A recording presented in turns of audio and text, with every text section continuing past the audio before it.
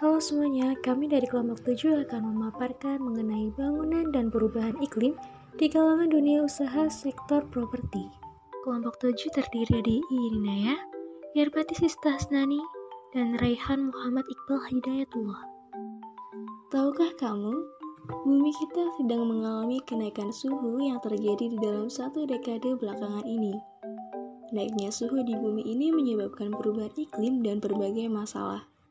Perubahan iklim dan pemanasan global adalah masalah penting yang akan berpengaruh besar pada masa depan.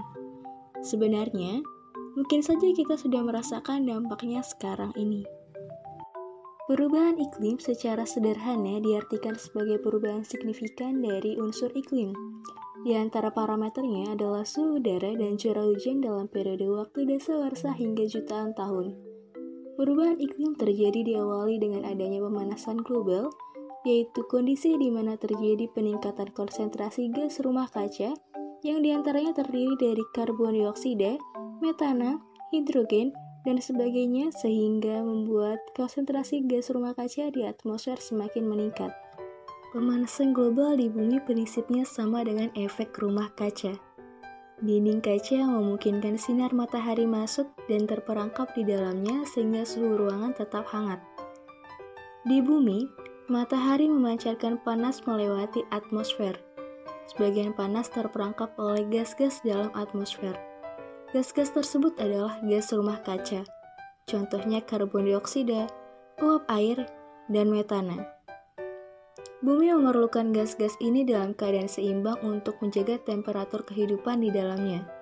Namun, aktivitas manusia meningkatkan pengaruh gas rumah kaca.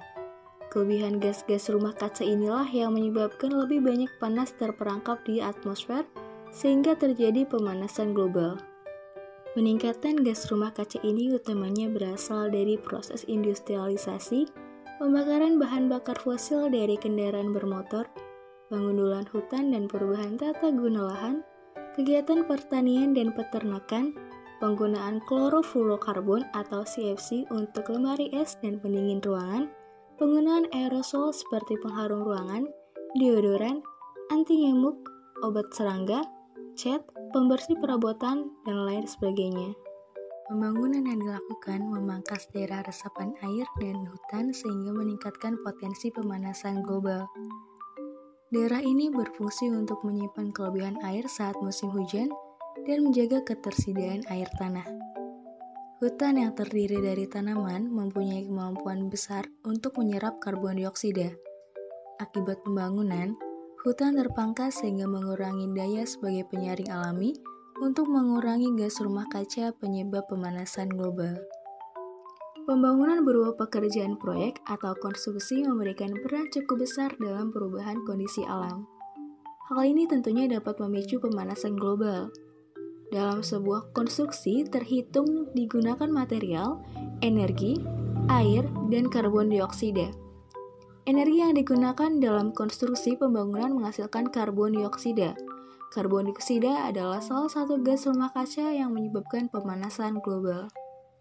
Akan tetapi, efek negatif dari konstruksi bangunan terhadap iklim dapat diminimalisir dengan beberapa alternatif, yaitu penggunaan teknologi Building Information Modeling dan bahan material ramah lingkungan. Building Information Modeling.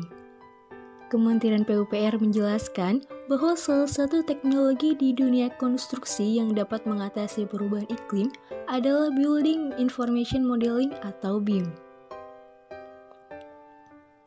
BIM merupakan representasi digital dari karakter fisik dan fungsional pada suatu bangunan yang di dalamnya terkandung semua informasi mengenai elemen-elemen bangunan yang akan digunakan sebagai acuan pengambilan keputusan.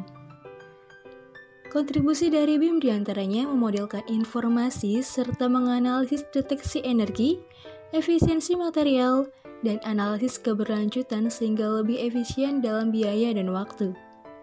Dengan penggunaan BIM, jejak karbon bangunan menjadi terminimalisir dan efisiensi energi meningkat. Selain itu, BIM dapat memilih penggunaan material konstruksi agar mendapatkan sertifikat industri hijau. Bahan material ramah lingkungan. Penggunaan material konstruksi ramah lingkungan menjadi salah satu cara agar bangunan memiliki dampak positif terhadap iklim. Sebagai contoh, baja ringan yang kini sedang ramai digunakan. Selain kuat, baja ringan dapat mengurangi penggunaan kayu yang berkaitan dengan isu penambangan liar, sehingga udara bumi akan lebih terjaga jika pohon di hutan tidak berkurang. Contoh lain, penggunaan aluminium sebagai bahan bangunan dapat mengurangi transmisi panas dan bising. Bahkan, aluminium dapat didaur ulang. Dan masih banyak lagi bahan material yang ramah lingkungan, sehingga jika bangunan dirancang dengan tepat, maka akan berefek positif terhadap lingkungan bumi kita. Sekian dari kelompok 7, terima kasih.